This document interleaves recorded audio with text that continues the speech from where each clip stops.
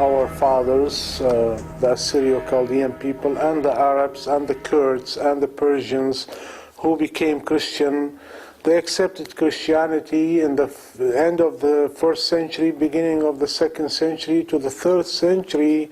We had a lot of churches in Persian Empire, in Iraq, basically, and Christianity became stronger until the 7th century when Islam came to the region.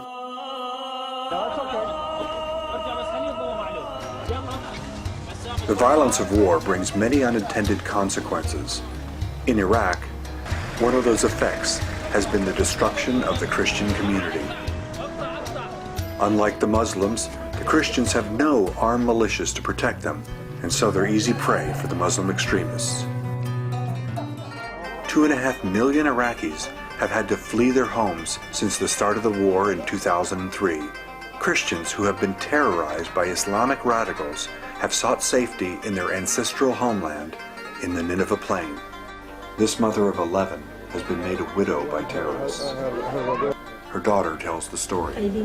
كلارا عبد الكريم هرمس مسيحية مواليد 86 بابي مثل الطيلة شهيد وزيلة مبلة جامعة ضباط مطلقة محكم قتليلة قاود موصل كم بلا جامعة وأخني يتومي وخ وصرف نواثي وخ وحالتني يعني الحمد لله إلى أوقع خلواتي كلها عمالة وخلواتي الباقي بزوري لي كله. سبب ضغطها يعني بيتنا بالضباط؟ إيه نعم مو بالضباط تهديد يعني ليه ذي اليوم هدو إني تعزله تهديد.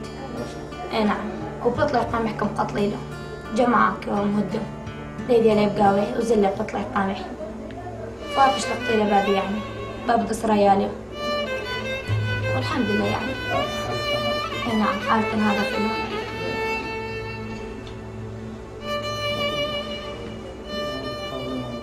If you ask me what is going on in Iraq and what the Chaldean community or the Christian community in Iraq has endured, there's a lot of gruesome stories needs to be told. One of them, for instance, is a widow that her husband was killed, and here her son was kidnapped, and she was asked for a ransom. They demanded the ransom. She couldn't come up with the ransom. It's a habit in Iraq. When you provide a meal, you put on, you serve it in a big dish of rice, and on the top of the rice the pieces of meat. What the fanatics and the fundamentalists do is they took the child, they chopped his head, they put him on the top of the rice, and here we go. They bring it to the mother, and here's your dish now. Have children. Young teenagers, youngsters, they were asked to convert to Islam, and they refused because that's not where the Christian teaching is. And here we see them crucified in the open. Some of them were tossed in wells and have them burned. There's so many cases, so many situations that went untold.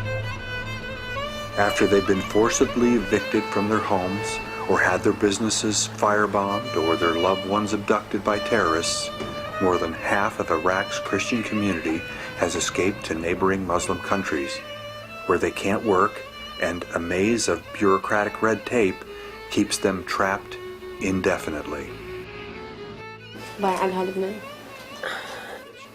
We came to America. My grandma, she did some papers, and we came to America legally. And me, my mom, me, my brother, and my dad.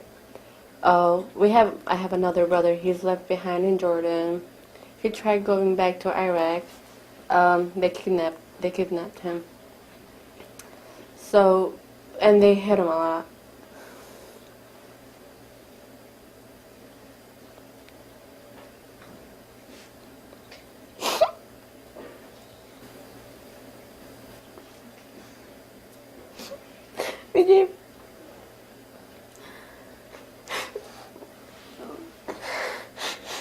We gave money so he could get out, and so he escaped to Jordan, and we're trying everything to bring him back here. we like have his information, everything, but we still want him here. My mom, she's sick. She wants him here. She has the cancer. And she wants to hear about us. And I want my brother to be with me. I haven't seen him in like 6 years.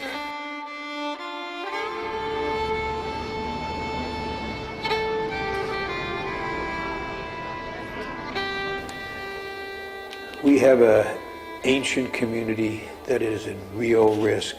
We have been a contributor to that risk. And we have a responsibility to help protect that community. And the Christians in Iraq deserve that protection.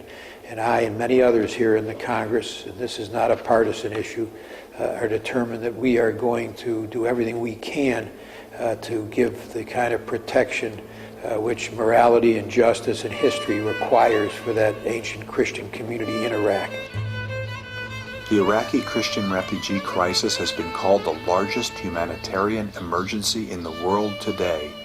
The failure of both the Iraqi and the United States governments to protect them has put this ancient community at great risk.